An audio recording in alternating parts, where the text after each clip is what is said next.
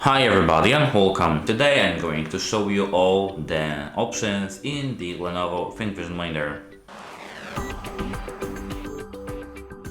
So at first we have to enter the settings, which are here, and here we have to enter the options here.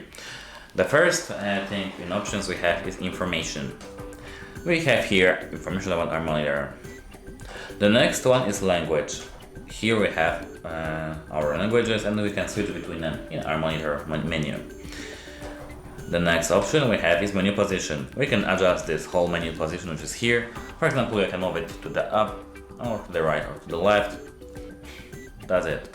Here we have factory default and we can here reset our monitor to the factory defaults using this reset button.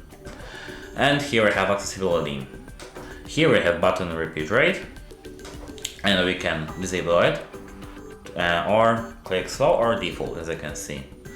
We have these three options, as you can see, and here we have the menu timeout. We can change the menu timeout, this time it's in the seconds. The default value is 10 seconds, but we can set it to maximum value of 1 minute, I guess.